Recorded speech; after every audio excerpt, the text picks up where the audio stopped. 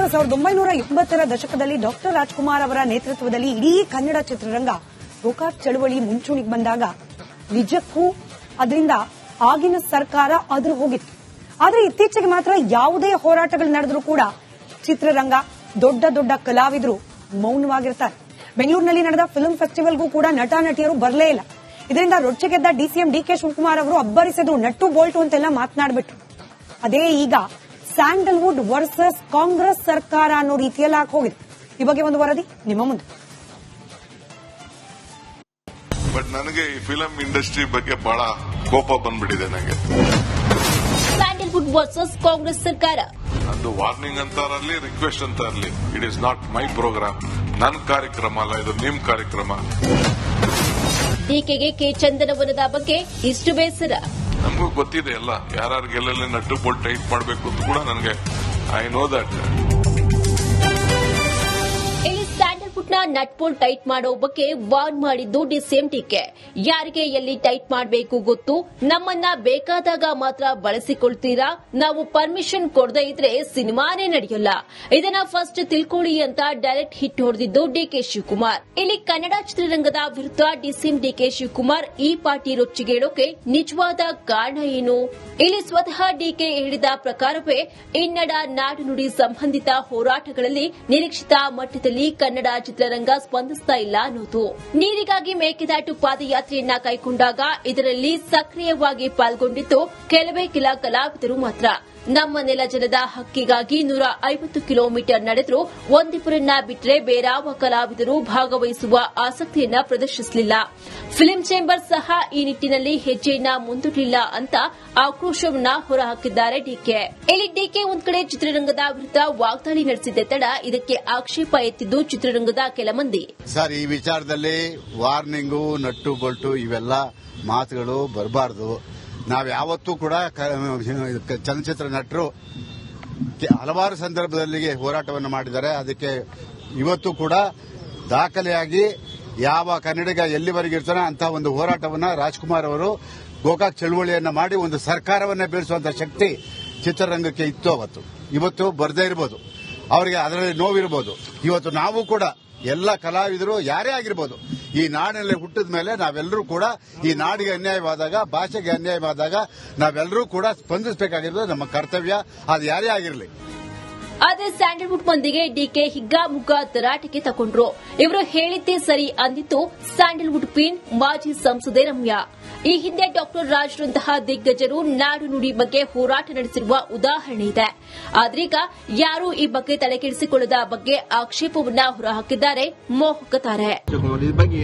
I think ಸಾಹೇಬ್ರು ಹೇಳಿದ್ರಲ್ಲಿ ಏನ್ ತಪ್ಪಿಲ್ಲ, ಅವ್ರು ಹೇಳಿದ್ ಸರಿನೇ. Because I think as actors ನಮಗೆ ಒಂದು ಜವಾಬ್ದಾರಿ ಇದ್ದೇ ಇರುತ್ತೆ. ಡಾಕ್ಟರ್ ರಾಜ್ಕುಮಾರ್ ಅವ್ರು ನೋಡಿ ನಮ್ಮ ಕನ್ನಡ ಭಾಷೆಗೋಸ್ಕರ ಎಷ್ಟು ಹೋರಾಟ ಎಲ್ಲ ಮಾಡಿದ್ದಾರೆ. ಸೊ ಹಾಗಾಗಿ ಆ ಒಂದು ಏನು ಸಿನಿಮಾ ಮತ್ತೆ ಪಾಲಿಟಿಕ್ಸ್ ಅಲ್ಲಿ ಮುಂಚೆ ಆ ಬೆಂಬಲ, ಆ ಪ್ರೋತ್ಸಾಹ ಅದಿವತ್ತು ನನಗೆ ಕಾಣಿಸ್ತಾ ಇಲ್ಲ. So I feel that as actors ನಮ್ಗೊಂದು ಜವಾಬ್ದಾರಿ ಇದ್ದೇ ಇರುತ್ತೆ. ನ್ಯಾಷನಲ್ ಕ್ರಶ್ಗೂ ತಾಕಿದ ಬೆಂಕಿ. ಒಂದ್ ಕಡೆ ಚಿತ್ರರಂಗಕ್ಕೆ ತರಾಟೆಗೆ ತಗೊಂಡ ಡಿಕೆ ಪರ ರಮ್ಯಾ ಜೈಹೋ ಅಂದ್ರೆ, ಈಗ ವಿವಾದದ ಬೆಂಕಿಯಲ್ಲಿ ಬಿಸಿ ಅನುಭವಿಸಿದ್ದು ನ್ಯಾಷನಲ್ ಕ್ರಶ್ ರಶ್ಮಿಕಾ ಮಂದಣ್ಣ. ತಮ್ಮ ಆಕರ್ಷಕ ನೋಟ, ಸೌಂದರ್ಯದಿಂದ ಮೊದಲು ಕರ್ನಾಟಕ, ಬಳಿಕ ಆಂಧ್ರ, ತೆಲಂಗಾಣ, ಆನಂತರ ಇಡೀ ಭಾರತದ ಕ್ರಶ್ ಆಗಿದ್ದು ಈ ರಶ್ಮಿಕಾ ಮಂದಣ್ಣ. ತಳುಕು ಬಳುಕಿನ ವಯ್ಯಾರದಿಂದ ನಲಿಯುವ ರೂಪಿಸಿ ರಶ್ಮಿಕಾ ಸಿನಿಮಾ ಅಂದ್ರೆ ಬಡ್ಡೆ ಹೈಕ್ಲ ಎದೆಯಲ್ಲಿ ಅವಲಕ್ಕಿ ಕುಟ್ಟಿದಂತೆ. ಇಂತಹ ರಶ್ಮಿಕಾ ಮಂದಣ್ಣ ಕೂಡ ಈಗ ಶಾಸಕರೊಬ್ಬರ ಆಕ್ರೋಶಕ್ಕೆ ತುತ್ತಾಗಿದ್ದಾರೆ.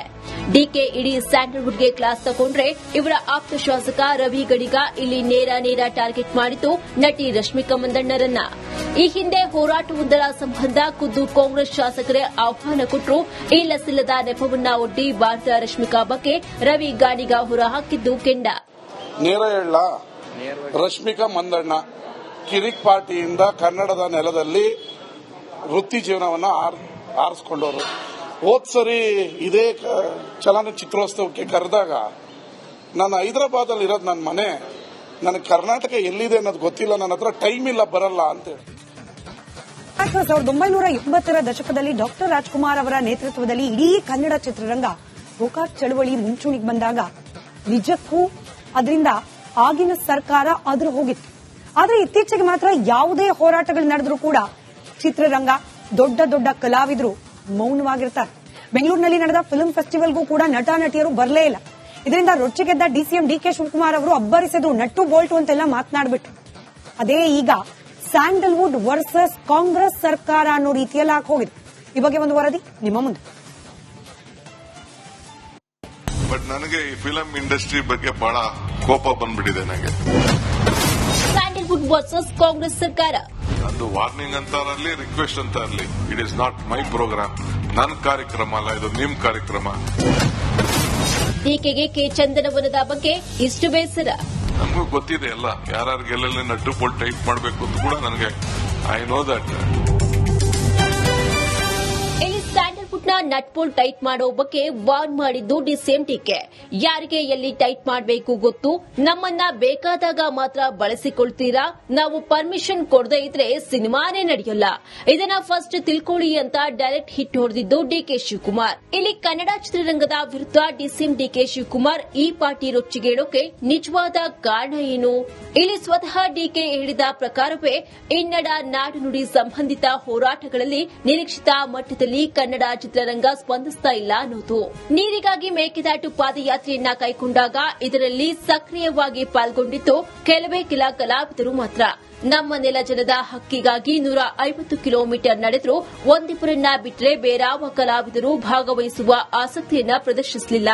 ಫಿಲ್ಮ್ ಚೇಂಬರ್ ಸಹ ಈ ನಿಟ್ಟಿನಲ್ಲಿ ಹೆಜ್ಜೆಯನ್ನ ಮುಂದಿಡಲಿಲ್ಲ ಅಂತ ಆಕ್ರೋಶವನ್ನ ಹೊರಹಾಕಿದ್ದಾರೆ ಡಿಕೆ. ಇಲ್ಲಿ ಡಿಕೆ ಒಂದ್ ಕಡೆ ಚಿತ್ರರಂಗದ ವಿರುದ್ಧ ವಾಗ್ದಾಳಿ ನಡೆಸಿದ್ದೆ ತಡ ಇದಕ್ಕೆ ಆಕ್ಷೇಪ ಎತ್ತಿದ್ದು ಚಿತ್ರರಂಗದ ಕೆಲ ಮಂದಿ. ಸರ್, ಈ ವಿಚಾರದಲ್ಲಿ ವಾರ್ನಿಂಗು, ನಟ್ಟು ಬೋಲ್ಟು ಇವೆಲ್ಲ ಮಾತುಗಳು ಬರಬಾರದು. ನಾವು ಯಾವತ್ತೂ ಕೂಡ ಚಲನಚಿತ್ರ ನಟರು ಹಲವಾರು ಸಂದರ್ಭದಲ್ಲಿ ಹೋರಾಟವನ್ನು ಮಾಡಿದ್ದಾರೆ. ಅದಕ್ಕೆ ಇವತ್ತು ಕೂಡ ದಾಖಲೆಯಾಗಿ ಯಾವ ಕನ್ನಡಿಗ ಎಲ್ಲಿವರೆಗೆ ಇರ್ತಾನೆ ಅಂತಹ ಒಂದು ಹೋರಾಟವನ್ನು ರಾಜ್ಕುಮಾರ್ ಅವರು ಗೋಕಾಕ್ ಚಳುವಳಿಯನ್ನ ಮಾಡಿ ಒಂದು ಸರ್ಕಾರವನ್ನೇ ಬೀಳಿಸುವಂತಹ ಶಕ್ತಿ ಚಿತ್ರರಂಗಕ್ಕೆ ಇತ್ತು ಅವತ್ತು. ಇವತ್ತು ಬರದೇ ಇರಬಹುದು, ಅವರಿಗೆ ಅದರಲ್ಲಿ ನೋವಿರಬಹುದು. ಇವತ್ತು ನಾವು ಕೂಡ ಎಲ್ಲ ಕಲಾವಿದರು ಯಾರೇ ಆಗಿರ್ಬೋದು, ಈ ನಾಡಿನಲ್ಲಿ ಹುಟ್ಟಿದ ಮೇಲೆ ನಾವೆಲ್ಲರೂ ಕೂಡ ಈ ನಾಡಿಗೆ ಅನ್ಯಾಯವಾದಾಗ, ಭಾಷೆಗೆ ಅನ್ಯಾಯವಾದಾಗ ನಾವೆಲ್ಲರೂ ಕೂಡ ಸ್ಪಂದಿಸಬೇಕಾಗಿರೋದು ನಮ್ಮ ಕರ್ತವ್ಯ, ಅದು ಯಾರೇ ಆಗಿರಲಿ. ಆದರೆ ಸ್ಯಾಂಡಲ್ವುಡ್ ಮಂದಿಗೆ ಡಿಕೆ ಹಿಗ್ಗಾಮುಗ್ಗಾ ತರಾಟೆಗೆ ತಗೊಂಡ್ರು. ಇವರು ಹೇಳಿದ್ದೇ ಸರಿ ಅಂದಿತ್ತು ಸ್ಯಾಂಡಲ್ವುಡ್ ಕ್ವೀನ್ ಮಾಜಿ ಸಂಸದೆ ರಮ್ಯಾ. ಈ ಹಿಂದೆ ಡಾಕ್ಟರ್ ರಾಜ್ರಂತಹ ದಿಗ್ಗಜರು ನಾಡು ನುಡಿ ಬಗ್ಗೆ ಹೋರಾಟ ನಡೆಸಿರುವ ಉದಾಹರಣೆ ಇದೆ. ಆದ್ರೀಗ ಯಾರೂ ಈ ಬಗ್ಗೆ ತಲೆಕೆಡಿಸಿಕೊಳ್ಳದ ಬಗ್ಗೆ ಆಕ್ಷೇಪವನ್ನ ಹೊರಹಾಕಿದ್ದಾರೆ ಮೋಹಕ ತಾರೆ. ಐ ಥಿಂಕ್ ಸಾಹೇಬ್ರು ಹೇಳಿದ್ರಲ್ಲಿ ಏನ್ ತಪ್ಪಿಲ್ಲ, ಅವ್ರು ಹೇಳಿದ್ ಸರಿನೇ. Because I think as actors ನಮಗೆ ಒಂದು ಜವಾಬ್ದಾರಿ ಇದ್ದೇ ಇರುತ್ತೆ. ಡಾಕ್ಟರ್ ರಾಜ್ಕುಮಾರ್ ಅವ್ರು ನೋಡಿ ನಮ್ಮ ಕನ್ನಡ ಭಾಷೆಗೋಸ್ಕರ ಎಷ್ಟು ಹೋರಾಟ ಎಲ್ಲ ಮಾಡಿದ್ದಾರೆ. ಸೊ ಹಾಗಾಗಿ ಆ ಒಂದು ಏನು ಸಿನಿಮಾ ಮತ್ತೆ ಪಾಲಿಟಿಕ್ಸ್ ಅಲ್ಲಿ ಮುಂಚೆ ಆ ಬೆಂಬಲ, ಪ್ರೋತ್ಸಾಹ ಅದಿವತ್ತು ನನಗೆ ಕಾಣಿಸ್ತಾ ಇಲ್ಲ. So I feel that as actors ನಮ್ಗೊಂದು ಜವಾಬ್ದಾರಿ ಇದ್ದೇ ಇರುತ್ತೆ. ನ್ಯಾಷನಲ್ ಕ್ರಶ್ಗೂ ತಾಕಿದ ಬೆಂಕಿ. ಒಂದ್ ಕಡೆ ಚಿತ್ರರಂಗಕ್ಕೆ ತರಾಟೆಗೆ ತಗೊಂಡ ಡಿಕೆ ಪರ ರಮ್ಯಾ ಜೈಹೋ ಅಂದ್ರೆ, ಈಗ ವಿವಾದದ ಬೆಂಕಿಯಲ್ಲಿ ಬಿಸಿ ಅನುಭವಿಸಿದ್ದು ನ್ಯಾಷನಲ್ ಕ್ರಶ್ ರಶ್ಮಿಕಾ ಮಂದಣ್ಣ. ತಮ್ಮ ಆಕರ್ಷಕ ನೋಟ, ಸೌಂದರ್ಯದಿಂದ ಮೊದಲು ಕರ್ನಾಟಕ, ಬಳಿಕ ಆಂಧ್ರ, ತೆಲಂಗಾಣ, ಆನಂತರ ಇಡೀ ಭಾರತದ ಕ್ರಶ್ ಆಗಿದ್ದು ಈ ರಶ್ಮಿಕಾ ಮಂದಣ್ಣ. ತಳುಕು ಬಳುಕಿನ ವಯ್ಯಾರದಿಂದ ನುಡಿಯುವ ರೂಪಿಸಿ ರಶ್ಮಿಕಾ ಸಿನಿಮಾ ಅಂದ್ರೆ ಬಡ್ಡೆ ಹೈಕ್ಲ ಎದೆಯಲ್ಲಿ ಅವಲಕ್ಕಿ ಕುಟ್ಟಿದಂತೆ.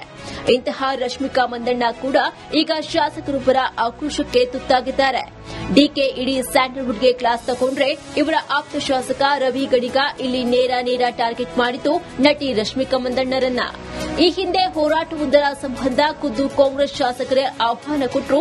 ಇಲ್ಲಸಿಲ್ಲದ ನೆಪವನ್ನ ಒಡ್ಡಿ ಬಾರದ ರಶ್ಮಿಕಾ ಬಗ್ಗೆ ರವಿ ಗಾಣಿಗ ಹೊರಹಾಕಿದ್ದು ಕೆಂಡ. ನೇರ ಹೇಳ, ರಶ್ಮಿಕಾ ಮಂದಣ್ಣ ಕಿರಿಕ್ ಪಾರ್ಟಿಯಿಂದ ಕನ್ನಡದ ನೆಲದಲ್ಲಿ ವೃತ್ತಿ ಜೀವನವನ್ನ ಆರಿಸಿಕೊಂಡವರು. ಹೋದ್ ಸರಿ ಇದೇ ಚಲನಚಿತ್ರೋತ್ಸವಕ್ಕೆ ಕರೆದಾಗ ನಾನು ಹೈದರಾಬಾದ್ ಅಲ್ಲಿ ಇರೋದು ನನ್ನ ಮನೆ, ನನಗೆ ಕರ್ನಾಟಕ ಎಲ್ಲಿದೆ ಅನ್ನೋದು ಗೊತ್ತಿಲ್ಲ, ನನ್ನ ಹತ್ರ ಟೈಮ್ ಇಲ್ಲ, ಬರಲ್ಲ ಅಂತ ಹೇಳಿ